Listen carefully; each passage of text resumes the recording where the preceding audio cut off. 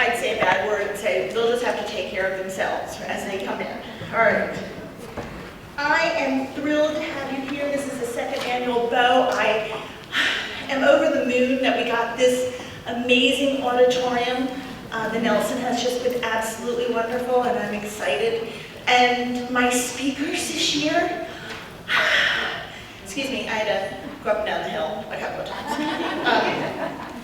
No bringing a cardboard box after lunch and sledding. I think they'd frown on that, and we would not be asked back. This year, I get to start off with an amazing woman.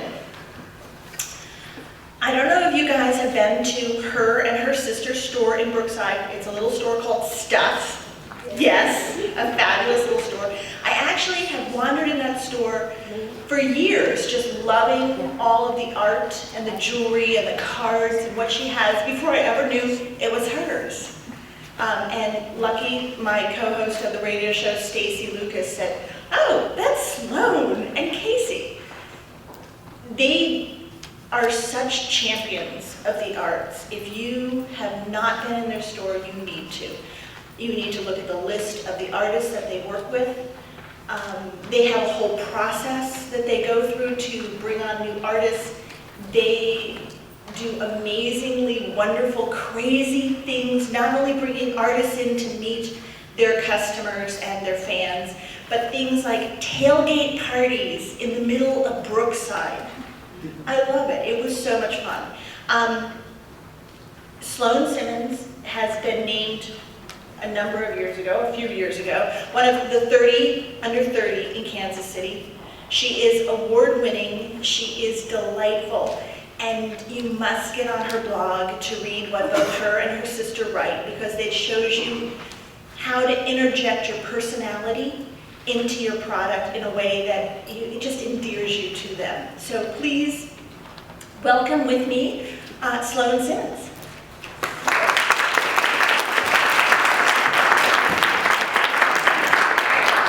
Good morning.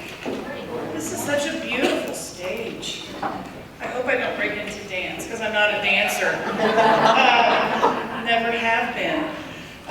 When Rachel called and said, "Would you speak about your writing?" I'm like, "But I'm not a writer. I don't write. I'm a retailer with my sister. I was a political consultant, and I was a corporate consultant, but I'm not a writer," which led to wonderful introspection about a life well lived. And sweet about the 30 under 30, because at 48 it sounds like a really, really long time ago. So I want to appreciate you bringing back my youth. First of all, I have to say that at Stuff, we take what we do extremely seriously, but we don't take ourselves very seriously. I think one of the worst things we could do as we, 17 years into building our brand of Stuff, and then next year moving into a product-based brand that we are developing, we thought the worst thing we could do is take ourselves too seriously. So I think that really infuses the writing that we do. I'm going to give you a brief history of my writing, because if I'm going to do all that introspection for 2 weeks and then stand here on this glorious stage, I'd like to share with you a journey that didn't start in college. I didn't take writing courses. I guess it makes me self-taught. I don't know. I think I just absorb better. For 13 years, I was a political consultant and a corporate consultant. I had Fortune 500 companies that did nothing but make me challenge myself in advertising, anything from billboards to copy to collateral pieces. And the entire point of that was to get it shorter and shorter and shorter and shorter. Take out the ands, the thes, the its, the ofs. How can we get it down to this? How can we get an ad in Vanity Fair that has 7 words in it that tells about a car? It's really, really hard. But I loved every minute of it. At a small advertising agency here in Kansas City, when I was in advertising, one of our clients was the Kansas City Zoo. They want you to do a billboard, and they're going to have a giraffe on it, and then you've got all that room, but they want 3 words. They want you to tell the best story in 3 words. Moving into politics, 30 seconds on the radio, as Rachel knows, is a really short time. It can also be a really long time. So the beginning of my writing career, again, started with making everything short and concise. But I noticed from the beginning that I was actually living inside their brands, whether it was a congressional candidate in Southwest Missouri or the Ford Motor Company. I was living inside their bubble and learning from them and learning a craft that now, lovingly, through blogging, you can still have brevity. I have many friends that I've met with that are, they do site engine optimization and all of that. And like, get the good part at the top, no more than X number of words, keep it short, they're not going to get down very far. But Casey and I decided, my sister Casey and I, that we were going to start a blog. We started it in 2007. You can see every blog we've ever written. This was before the advent of Instagram. And when you've been in retail for 17 years and you realize that when we started our business, the internet was barely going. We didn't have a website. We still had business cards and things like that. So much has changed in 17 years. In our blog, we decided that it would not be an everyday occurrence, that we would write when we wanted to write and when the muse spoke. And we share the blog. I write under my name, some days, some weeks, some months.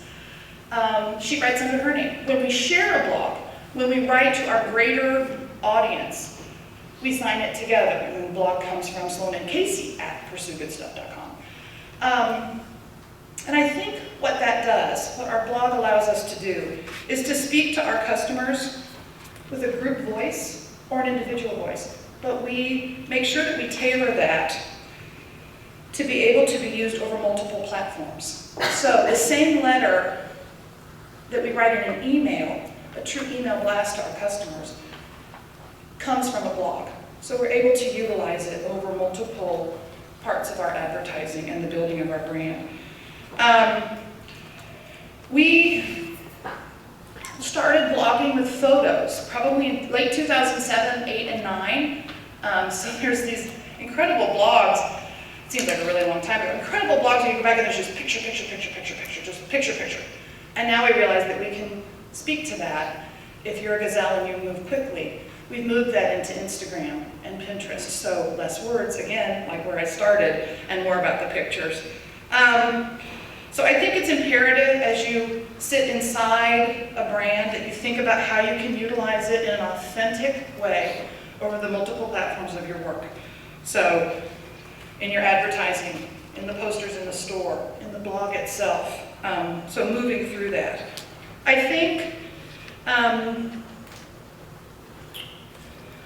there's all kinds of tricks of the trade and all of the insider things that sometimes, make me feel oogie, is don't make a promise to yourself you can't keep.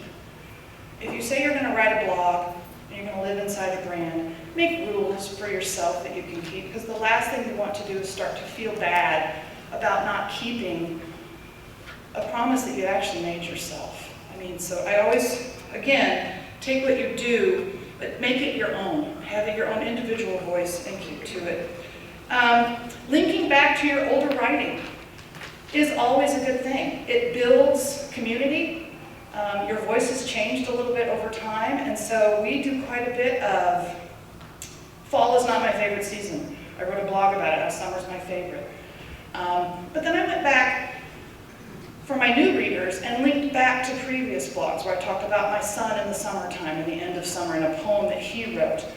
And we gained a lot of new followers to our blog by introducing them to our earlier voice. And so I think, utilize technology as best you can. There's a lot of issues when you're living inside a brand. Stuff is a brand. It has a voice of its own. My sister and I joke and say, it's just rolling along by itself over here now. We're just kind of pushing it along. Although when we're out in the public, we're the stuff girls, we're the stuff women, we're the stuff party people, but we're living inside this thing that we created. So you have to protect yourself with a little bit of privacy.